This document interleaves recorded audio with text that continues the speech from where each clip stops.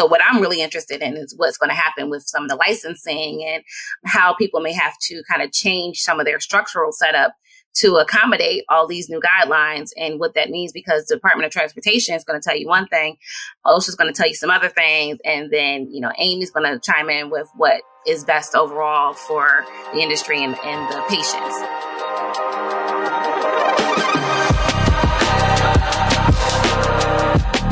Rising above the buzz of ultrasonic cleaners and the clanking of stainless steel are the ideas and voices that are changing an industry.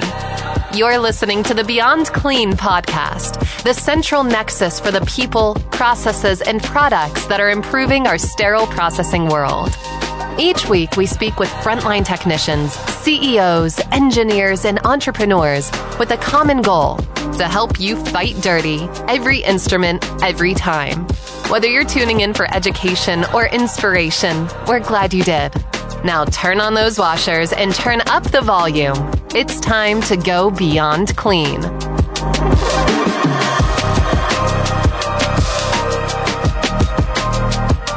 All right, Clean Freaks, welcome back to another episode of the Beyond Clean podcast. This is season 30, Tray Command, and I'm your host, Bobby Parker. Joining us for this whole season as guest co-host is Angela Benson. Angela, welcome back to the studio. Thank you. This is becoming to feel like a little second home. That's right. Monday is quickly becoming our favorite day of the week here, getting to chat about SPD education. Today's episode is a fun one. We're talking about tray logistics all season long. This episode, we're going to talk about tray logistics outside the walls of the hospital. How do you make sure that sterile trays stay sterile whenever you transport them in a truck halfway across town? I know you've had a little bit of experience with some transport between facilities. So what are you hoping to get out of this interview? Really just making sure people are thinking of the infection prevention portion of it, also the ones who are handling it. I think I'm just very eager to get some more ideas and hear how other facilities are doing it, because for us, we're just, talking clinical items, not really trays. So I'm very excited to take some notes. Yeah, me as well. We've got the right guest for answering those questions for us today. We're going to be interviewing an interim leader, Lila Price, who's had a lot of experience on this topic as well. And when I was chatting with her before the show about being a guest, this was the topic that she wanted to talk about. Like when we're asking, what does SPD need to be discussing more as an industry? She said offsite transport. And so we've got the right passionate voice for this topic today. We'll be right back with Lila Price after this short break.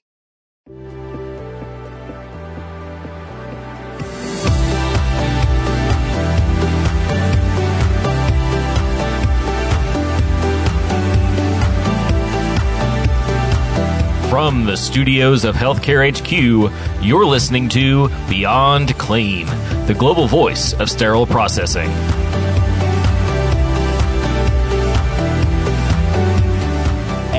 Joining us now in studio is Lila Price, Interim Sterile Processing Leader out in New Jersey and longtime friend of the show. Lila, it's great to finally have you on one of these episodes. I couldn't believe when we were putting the season together that we haven't interviewed Lila Price yet on the Beyond Clean podcast. So welcome to the show.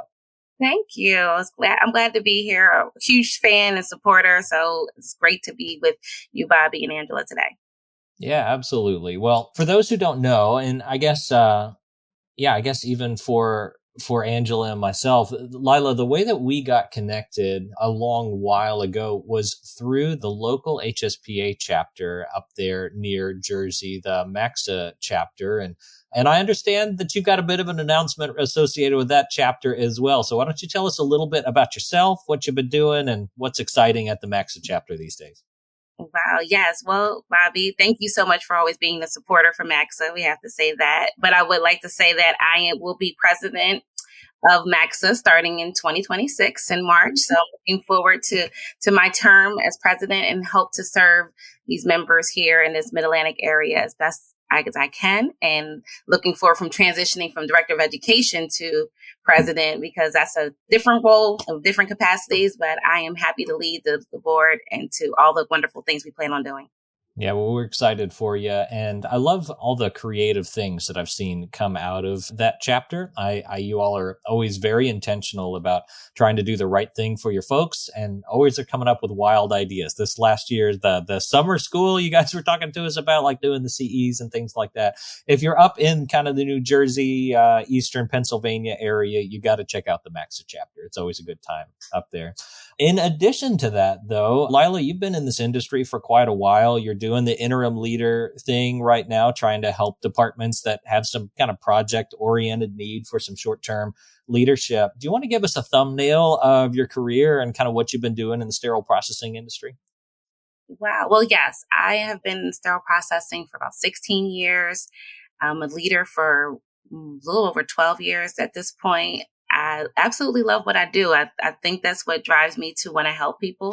The great part about interim work is that you got to kind of define project. You know what you're coming in there to do. It's not probably going to be as pleasant as you may experience in a permanent situation, but you know you're going to be able to leave an impact and to help a facility grow in one way or another, whether it's education, culture, or if it's also just about, you know, helping them get on track for regulatory compliance reasons. So I'm excited about it. I love to do the work. I bounce back and forth between permanent and interim jobs, but I definitely probably will forever always be an interim leader in that sense, that even when I'm not in another facility, I'm still helping other friends and colleagues that people I've met over the years. It's nothing for people to call me and say, hey, I have a question about this, or can you help me guide me along this process because we got this new machine or a new piece of equipment and we're really not sure about what this IFU is saying. And I love to be able to be of service. Yeah, that's really cool. I've not had the opportunity to do long-term interim leadership like that, but there is something beautiful about working in a facility and having kind of the long game with developing technicians and kind of seeing the change in a facility over time. But at the same time, being able to be in a lot of different facilities, like you said, brings its own unique benefits, particularly with how broad the reach is. Like you said, you know, you've been a leader for so many more people than somebody who's been a sterile processing manager at the same place for 10 years. And so that's really cool. And it's actually a good tie-in to our conversation today. And part of the reason that I wanted to talk with you about offsite sterilization is because you've seen so many facilities and you've worked in a lot of different environments and have seen some things that have worked and haven't worked. So as we dive into this topic of offsite sterilization, can you maybe give us a couple snapshots of those experiences with offsite transport and SPD, either, you know, ones that have been working or broken situations? Well, offsite reprocessing, I feel like it's such an evolving area, right? It's something that I think that we put this title on it, but it's been something that's been being done for a long time. I remember when just working in a hospital and, you know, you could have a clinic that was a half a mile away and you may have processed things for them that they picked up and transported back to their facility. And does that make you offsite reprocessing center? It could, but ultimately you are processing something that's going to be utilized in a place that's not in those four walls of your hospital or, you know, area. So there's a lot of issues with transportation. And then I've had experience with the offsite reprocessing center here in Philadelphia, working for Penn Medicine, and all of those things that you don't even think about, the challenges of transportation, using the roads, the challenges of the weather, the challenges of facilities and turnover and emergencies and all the things that can happen in the blink of an eye and being prepared for it. So, and then I've seen it in other places where I don't work and we're like, oh, wow, so that's how you solve that problem. Or, you know, these were things that I didn't even think about when we were talking about it. So Children's Hospital Philadelphia is another place that has an offsite reprocessing center. I had worked there as well, but it was still in the planning stages and building stages when I was there. And so to see where it is now, I'm like, wow, things have come a long way. So there's so much guidance and there's just more information. And I feel like we're just going to continually evolve. Sterile processing is going to just, you know, blow our minds 10 years from now when I'm ready to try to retire and move on and do some other things. I will be amazed at how far we've gone in the time frame that I've been involved in the industry. Yeah, there's no doubt about that. Even just looking over the last 10 years and how unrecognizable the industry is today. I feel like offsite sterilization is one of those topics that everybody gets real excited about in principle, but when it comes to implementing it, there's just so many unknowns. It almost feels like you're getting started into something that you really have no idea how this thing is going to go, and how valuable it is to talk with somebody who's implemented a program and has found all of those unexpected bumps along the way and how to overcome them.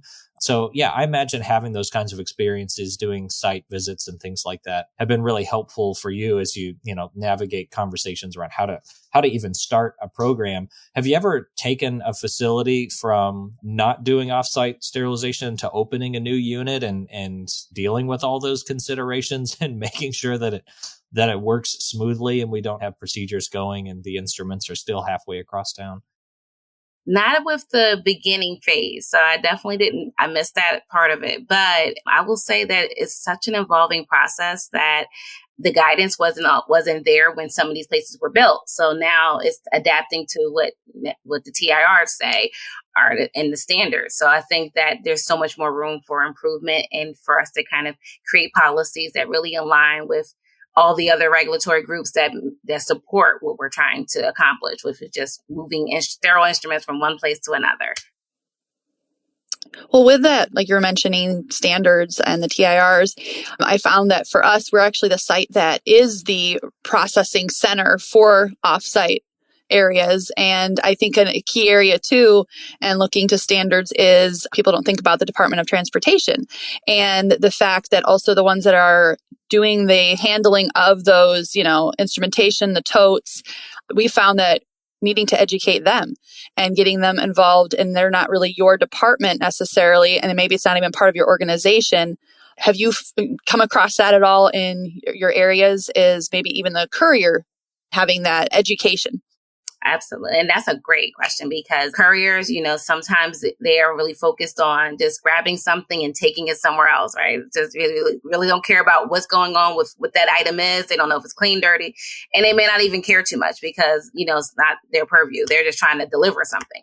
But I will say that the piece that I find is more interesting is that this has been going on for a long time. If you go to some more remote areas, there may be a facility that is transporting things for clinic areas, and they're transporting it 25 miles away, and they have a routine schedule of drop off and pickups, and that's all they're doing. And then it's a place where they may form procedures or whatever, and they're responsible for processing just those sets in addition to whatever they have at their own facility. So I think we just didn't give it a title, but we've been doing offsite reprocessing for quite some time. And it just depends on what you're deemed as. So what I'm really interested in is what's going to happen with some of the licensing and how people may have to kind of change some of their structural setup to accommodate all these new guidelines and what that means, because the Department of Transportation is going to tell you one thing, OSHA's going to tell you some other things, and then, Amy's going to chime in with what is best overall for the industry and patients. So it's an interesting topic, and I think that we need to kind of dive into it a little bit deeper. There's some great guidance out there that helps us kind of get it started. But what about for the places that have been doing it for so long, and they may not realize that they're technically kind of an offsite reprocessing center at this point because they're processing something that's not used in their facility. And that's one of the hard things too, is to get people who've been doing something for so long the same way to kind of, really fall into what, the standards or the rule of it would be nowadays, because again, we hear that a lot in SPD, is we've always done it this way and no one's been harmed and, all these things. But there's so much change that happens that it really could be a harm situation. I know we've talked about scenarios that maybe they're driving across town and they're in, a car accident. And what would that be if, the items are not labeled as biohazard, things like that. So. Yeah, and Lila, you're not wrong. I remember being a technician and seeing the courier who was taking sterile trays in between facilities to help out. And he's got the tray inside the dust cover, and he's swinging that dust cover like a loaf of bread walking down the hallway. And I'm just, just putting my head in my hands like, oh, Lord. And so wish I could go back and talk to that courier from many years ago. But you're right. So guidelines, standards, really important for handling. Education of couriers, really important. You mentioned TIR 109 a little bit. Anything just kind of brushing the surface here, anything that you want to call out about the changes in standards that inform the way that we ought to be doing offsite sterilization and transport? Well, I think that it drives in some of the basics that we already knew, right? Like keeping things separate. Know what is clean, know what is dirty, and keep those conditions separate.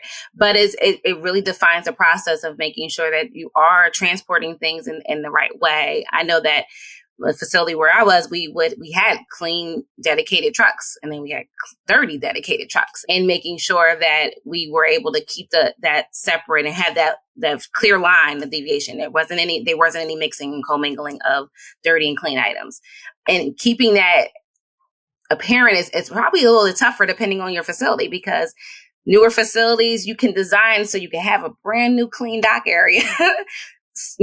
Structured for just clean items to come through, and in a dirty dock space where you can have trucks. But if you are an older facility, which I was in one of the first hospitals of the nation, you can run into a challenge of, we don't have any space to expand our loading dock space. So what are we going to do? So now we have to have these clear paths designed so that we are not, causing things to mix along the way. But it's challenging because ultimately if something happens, if an elevator's broke or something we have to deviate from that plan, we are going to have to pivot real quick to figure out what we're going to do. And trust me, the elevators in old buildings that are hundreds of years old go down often. Oh yeah, I get it. I worked in one of the oldest facilities in town here in Louisville, and I get it. You got to get creative sometimes, and that's part of what makes this difficult. Like you said, is that chain of custody of the instrument and how it navigates, not just between these two departments, but also through the hallways, through the outdoors, over the parking lot, in the dock. Like, how are we going to keep these trays in an environment that is safe from a temperature and humidity perspective, safe from debris, seals on case cart doors and things like that to try to keep debris out, like lots of things and considerations to look at. Mm-hmm. And having that tamper evident pieces, that's so key, right? So we need to know, like, okay, it's sealed, but that's just because I see that it's closed. That doesn't necessarily mean that did it fly open at any point during the time when it was out there exposed to the environments outside the door, outside the truck, outside the hospital, wherever. So I think there's always an extra added layer of worry that comes along with transporting things from one facility to another, whether it's a few miles or, it's 20 miles. I still think that it's an extreme level of trying to make sure that you don't miss anything. And the elements can change at any given moment, right? Depending on where you live, you know that a storm can come to right now in 2 minutes, and now you're not prepared, or we're stuck in traffic, or something is going on that's going to cause a delay. And those are the kind of issues that have your management team worried and constantly looking for some type of answer. And communication is just key. That transparency that comes from knowing where your instrumentation is just goes a long way. And it's very difficult to keep clinicians in line with knowing, like, trust the process, because they just like to have it there. They may not want to use it. They just like to know it's there. and making sure that we're keeping our eyes visual on it is key, because I don't live there. I tell people, I'm like, I don't live here. I don't live in a hospital. I have to trust that the process is going to continue to work when I go home, when I'm out on break, or if I'm in a meeting, that, that we put a good process in place so that we can follow these SSC sets and know that we're going to have successful surgeries no matter what.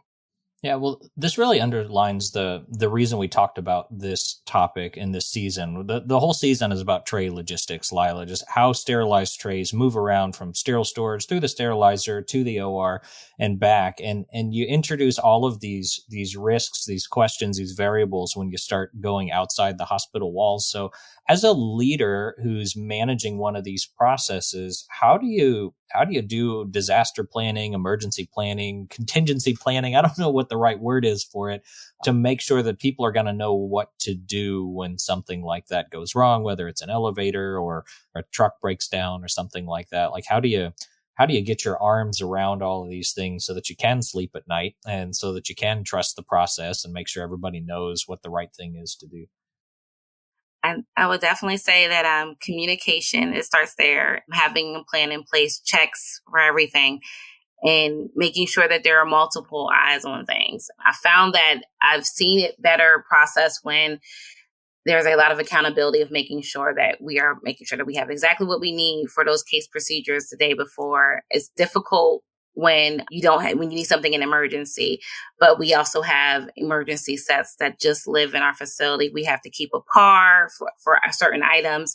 It makes it challenging with things that are one of a kind. So like one of a kind trays don't leave at all. They stay there, or things that we only have 2 of that we can't take the risk of being, held up for some other reason at the other facility, we would keep on hand. But I think it really becomes challenging with things like loaners, things that we are borrowing and we don't really have a huge inventory for, making sure that we're sticking to that schedule and that there isn't any emergent issues going on that we would have to have that there. So it definitely is a lot of trust. I think that's really what it is. You have to have a trusting foundation. You have to trust so many people involved. It's the drivers, it's the traffic and being aware of what's going on in your surrounding area. So because, they can decide that we're going to build some new building over here. And now we're going to close off this road that you utilize all the time for the next 8 months. What does that mean for how we transport and move things around? So it's so many other logistics that go on beyond just sterilizing a tray. And, we went from the worry of, okay, hope that we don't have any bioburden to making sure things are here to actually here on time and ready to go so that we don't have any delays in procedures. There's been many close calls waiting for something to still come. And it's, and we know that the OR has been calling because they're opening and they're waiting for something they needed for our first case. How we mitigate that is just we try to learn from those lessons, but I think it's a hard thing to plan for. We don't ever want to fail. So and that's really what, I try to keep that in close to me, is just that I know my team is trying their best. So I know it's not a purposeful thing, but we can't control all the other unknowns. Yeah. Well, what you're answering there and getting at about, keeping one of a kinds on site, make sure you have adequate inventory of looking at the schedule, a day ahead of time or a couple days ahead of time, even having emergency case carts set up.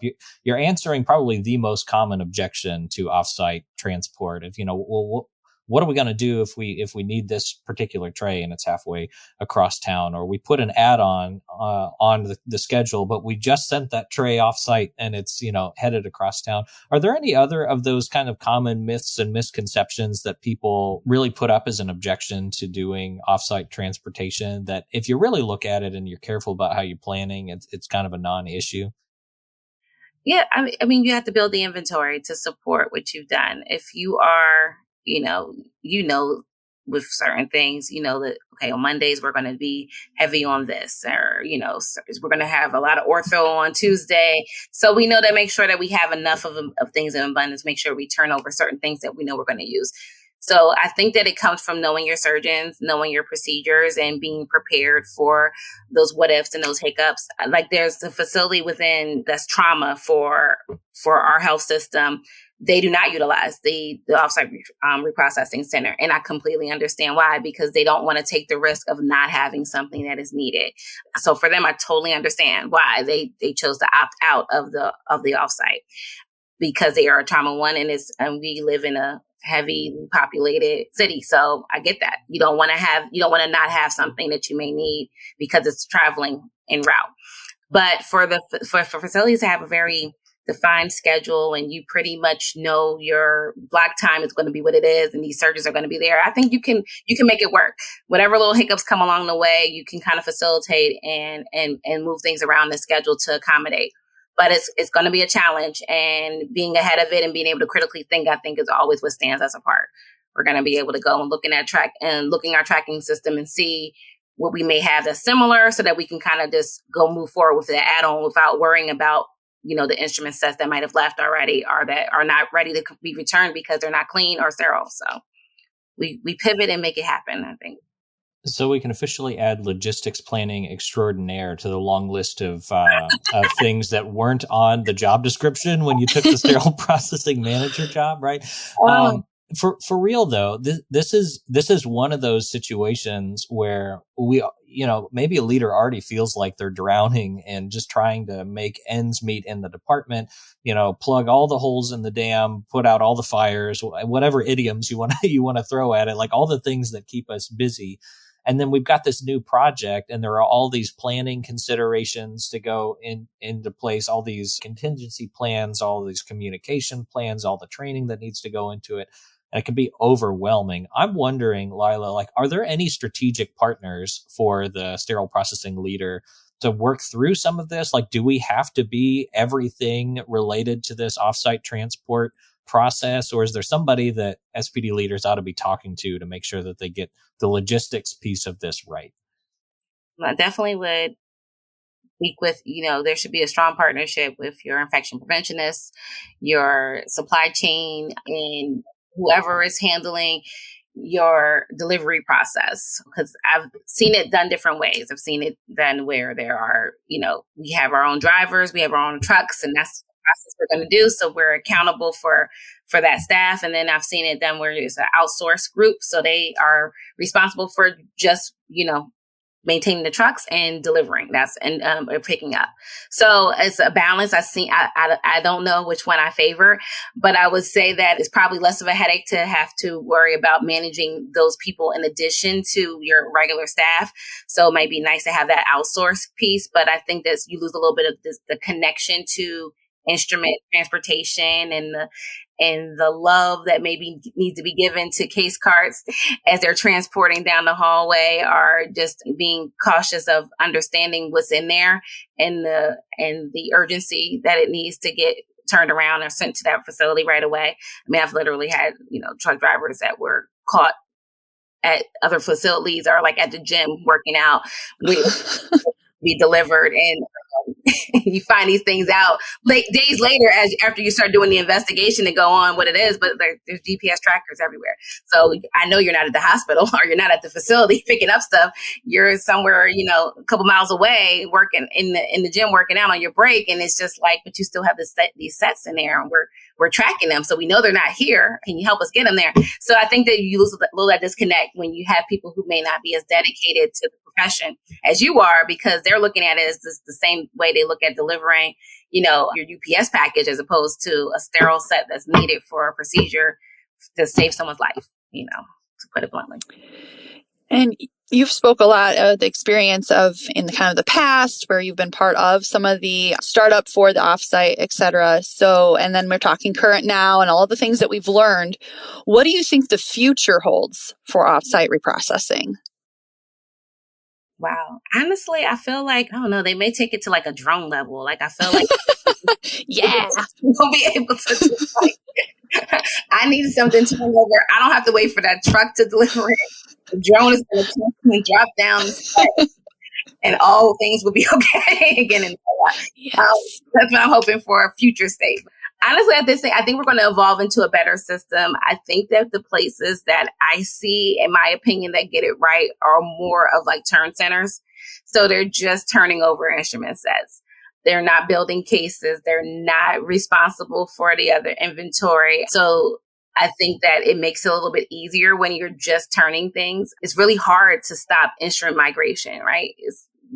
Instrument sets, tools being tossed anywhere and in any tray. So that's kind of what you remove from the process when we've condensed the case cart, because we're trying to fill up a truck, as opposed to, okay, we're working one case cart at a time in our own decontamination facility. So you lose a little bit of some of those personal touches. And if you don't have people who are familiar with your trays and your sets and your doctors and understand why something was used in a different way, that's historical information that sometimes it doesn't get translated over to a facility that has no real personal connection to your facility. So I feel that with all the changes in like AI and things of that nature, I think that we will just be able to, they'll be able to pick up and go, oh, when we scanned this, last time this tray was scanned, visually we can look at it in a second and go, it's missing this. So figure out where it is, and then we'll be able to go, okay, we only need 3 Kellys to fix this, as opposed to waiting for a technician to go through every single line item of 200 items on a count sheet and figure out where things are. So I feel like computer, robotic, AI information is going to really help with the offsite reprocessing of just turning things a little bit quicker. That detailed information is going to have to come from the technicians who have been there for a long time, those specialized positions, coordinators, whatever. But I think that we'll be able to get a rapid amount of things done quickly, because if it's very cookie cutter style. Like we all have, if we're all going to set up our labor and delivery trays the same way, we can process this labor and delivery tray for everybody, for all 7 hospitals, whatever the situation may be. So that might be what happens. Yeah, and a lot of those AI and particularly robotic solutions that are so expensive and so big that, it almost seems impractical for a facility. The more you do these kinds of off-site reprocessing models that are maybe servicing a whole system or a whole network, I could see earlier adoption for that kind of automation and that kind of technology in those kinds of environments than, in the basement decontam closet that we've got at our facility. So yeah, exciting stuff. Lots more questions that I have for you, Lila, particularly around like, how do you train technicians at an offsite center who never get to see the patient and like the cultural implications of that? Like some really fascinating conversations to continue to have around this topic, but we needed to stay on the logistics side of the question today. Really fascinating interview. Thank you for giving us your insight into some of the logistics and contingency planning around offsite sterilization. Lila, if anybody wants to continue the conversation with you going forward, what's the best way to get in touch with you? Would it be LinkedIn? LinkedIn is best. Send me a message, connect with me. I'm happy to help and just provide some information about the things that I really did not know until I started getting into this area. I can tell you one quick little thing is that I had never seen so many holes in filters until I started dealing with an offsite reprocessing center.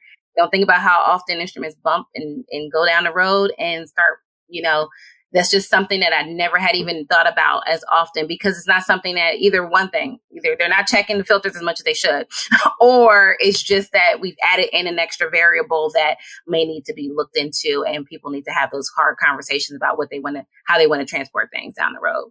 But the case card is great, but inside that case card is a container, and that container needs to be able to sustain and hold those instruments in place as they move through miles of traffic or whatever the situation may be, or some of the bumpy streets of Philadelphia. Yeah. Suspension shocks on case carts. That's the next thing. So, ooh, yeah. Love those.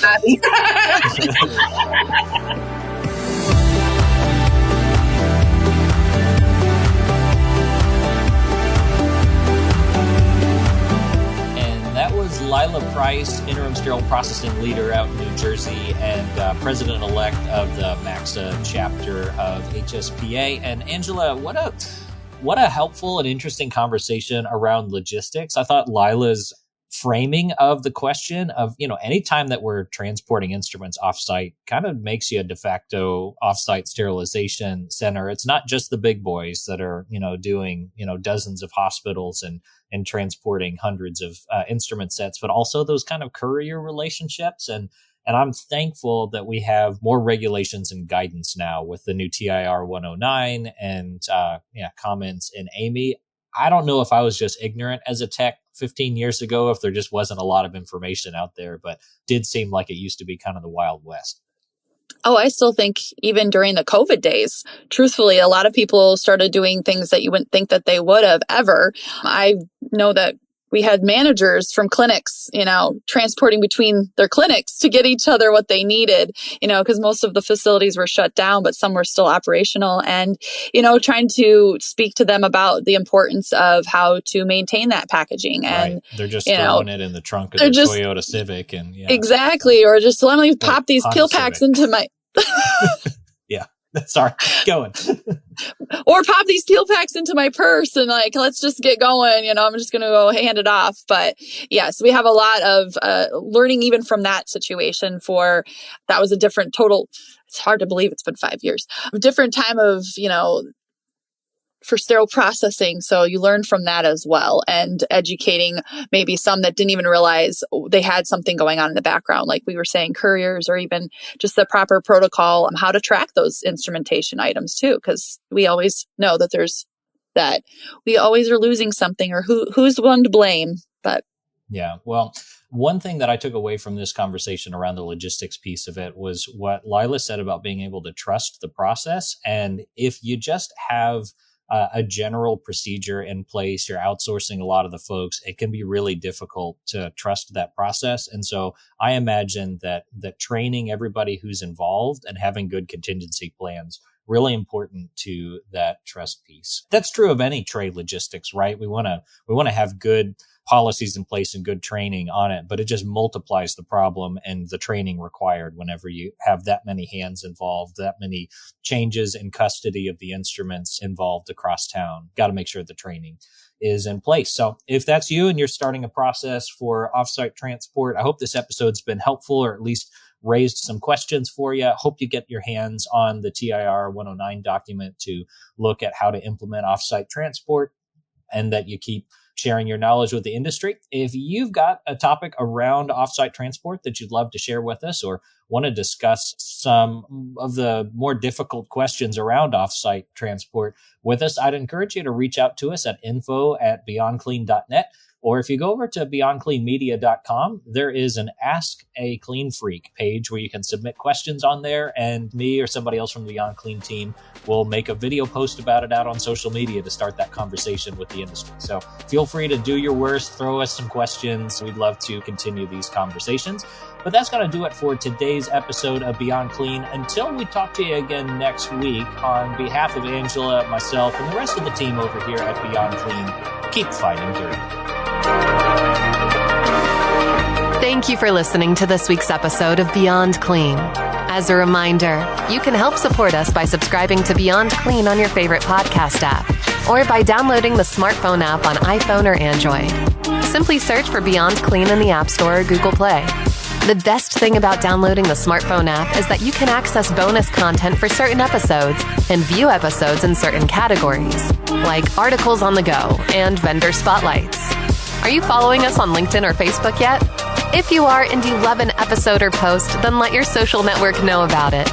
Like, comment, or share our posts along with your thoughts and keep the conversation going.